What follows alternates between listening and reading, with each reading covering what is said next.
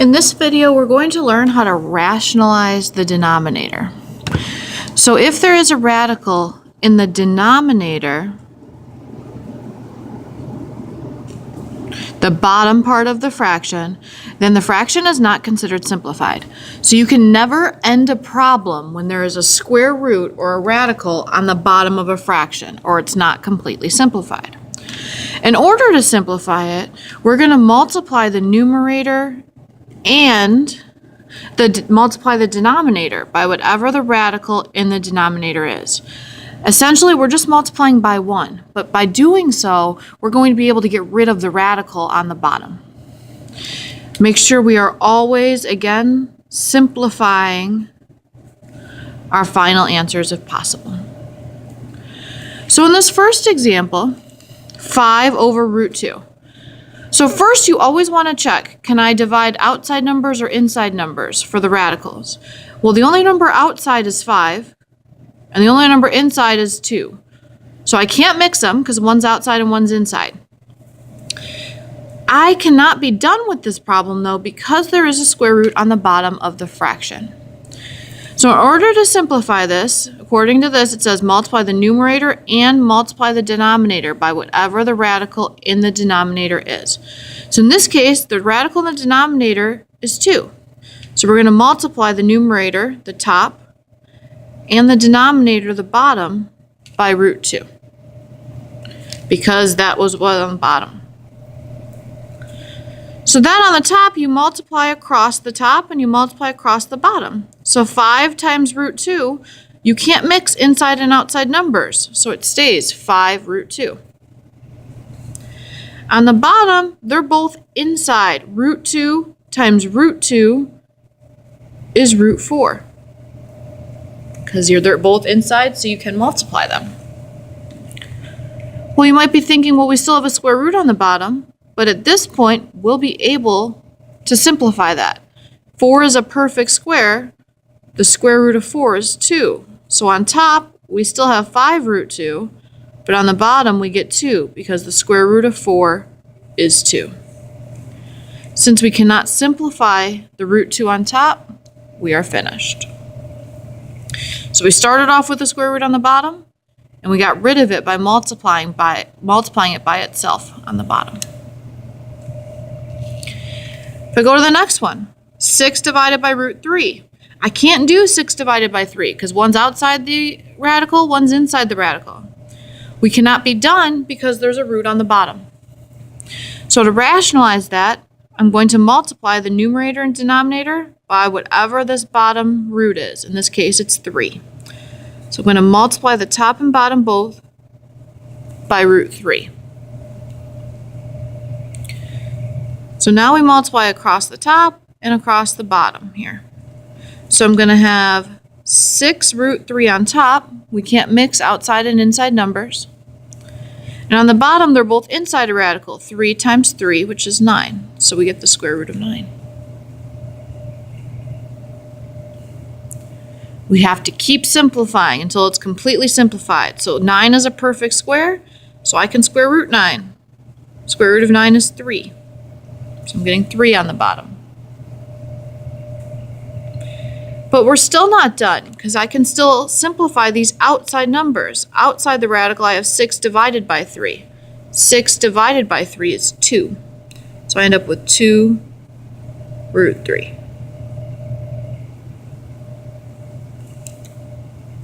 So always check inside-out numbers, outside numbers, radical, to see if there's anything you can simplify.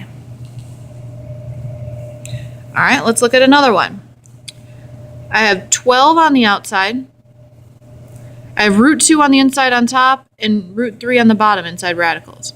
Well, always check, can I do 2 divided by 3 in a radical? And the answer is no, that's not a whole number. So in this case, we still have to rationalize because we cannot be done if there's a root on the bottom. So we rationalize by multiplying the top and bottom by whatever that root on the bottom is. So in this case, it's root 3 over root 3. So we multiply across the top. So on top, outside the radical, I have a 12. Inside radicals, I have 2 and 3. 2 times 3 is 6. So I end up with root 6 on top. On the bottom, I have root 3 times root 3, both in a radical, so I can combine them to get root 9.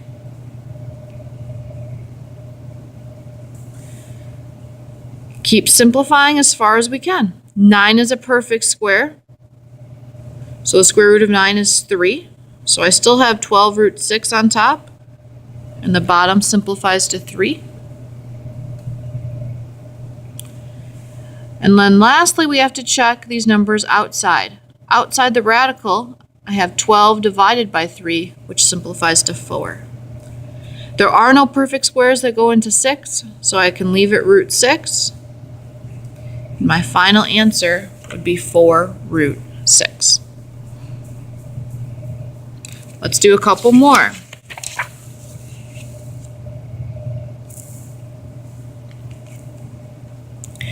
All right, so in this case, on top, we have 10 divided by root 12. One's outside, one's inside. We cannot combine them. So we rationalize. We're going to multiply the top and bottom both by root 12.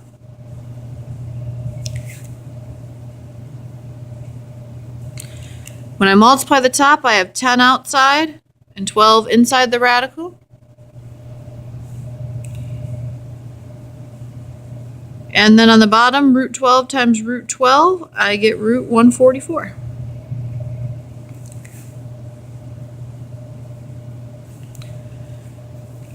We have a lot more simplifying. So, square root of 144 is 12.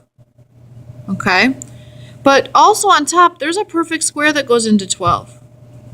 The perfect square that goes into 12 is 4. So I can split root 12 up into 4 times 3. So I'm going to write it next to it. On top, we keep 10 outside, but we can change it to root 4 times root 3. So I changed root 12 into 4 times 3. I took out the biggest perfect square. On the bottom, the square root of 144 is 12.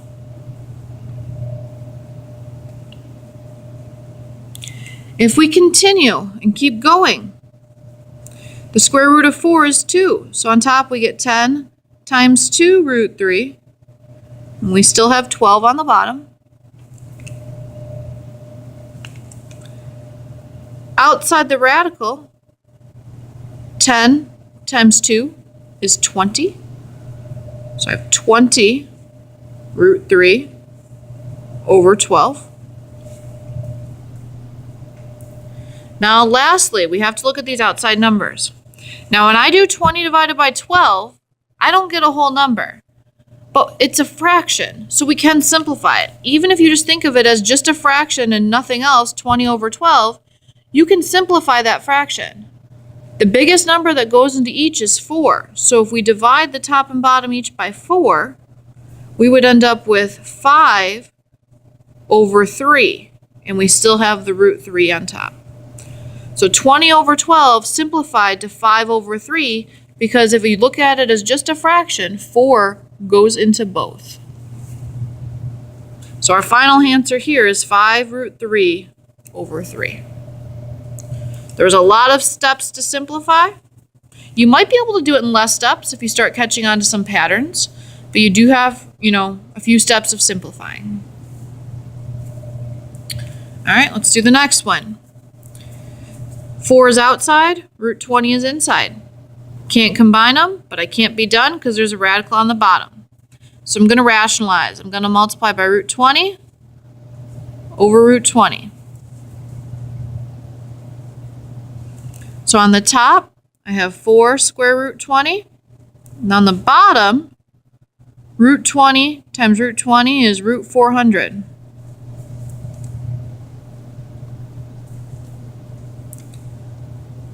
So we have to continue to simplify. So on top, there is a perfect square that goes into this root 24.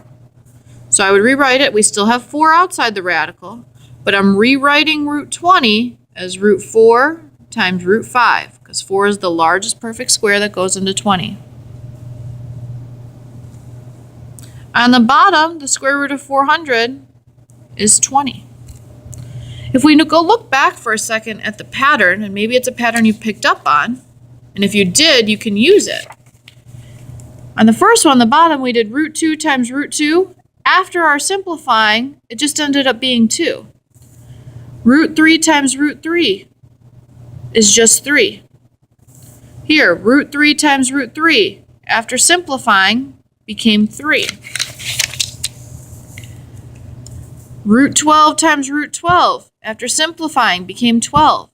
Essentially, why this happens is because we're multiplying the same root by itself. So it's like, for this problem, it's like the square root of 20 squared, because we're multiplying it by itself. And we've already learned in the past that squares and square roots are inverses. They cancel. So that's why we're just getting the 20.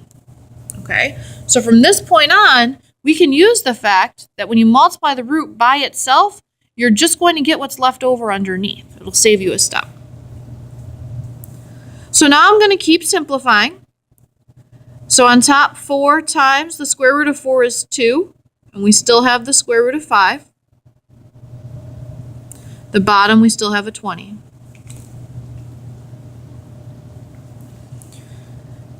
Outside the radical on top, 4 times 2 is 8. We still have root 5. And the bottom stays 20. We haven't done anything to that yet.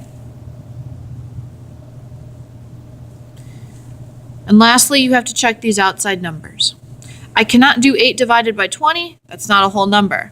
But I can simplify that fraction. If you look at it as just a fraction, 8 over 20, the largest number that goes into each is 4. So if I divide the top and bottom by 4, I'm going to end up with 2 over 5, and we still have the root 5. So I just took 8 over 20 and simplified it.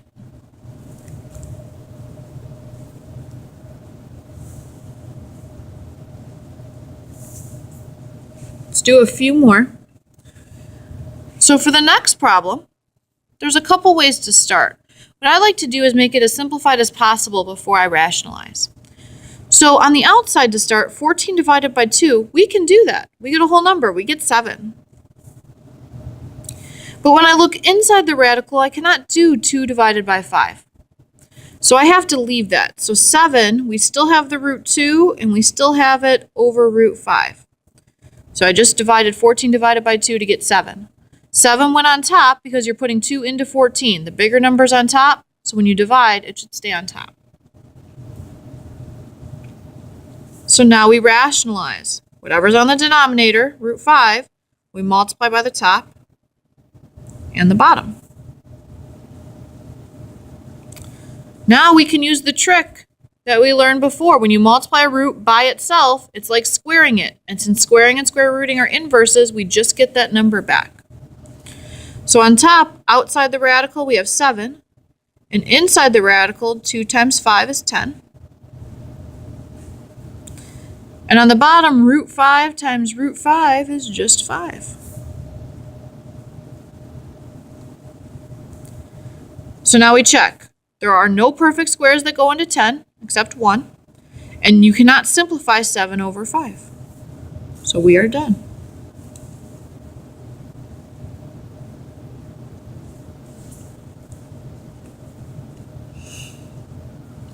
All right, let's do another one. I'm going to go to the middle one on the bottom here. So I have 20 on top over 2 root 3. So I'm going to start this one, again, seeing what I can simplify before I rationalize. So on the outside, I have 20 divided by 2. Well, that works out. That's 10. Now this is where you have to be careful because we still have a root 3. And the root 3 is in the denominator. It's on the bottom of the fraction. So it has to stay on the bottom of the fraction. I put 10 on top because we did 20 divided by 2, which is 10. 10 goes on top because 20 was on top. The bigger number was on top. Root 3 has to stay on the bottom. So we can't simplify anymore, but we can't be done because there's a radical on the bottom. So we have to rationalize. So I'm going to multiply the top and bottom by root 3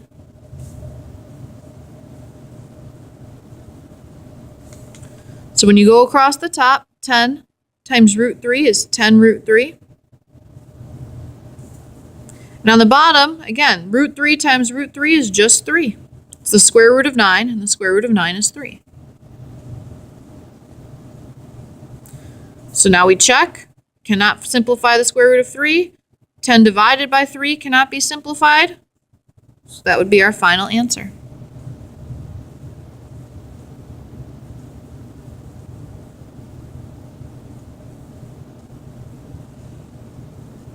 Okay. So that's all. You're going to work on, you should work on some practice on this and use these notes, but you don't get good at this unless you really practice.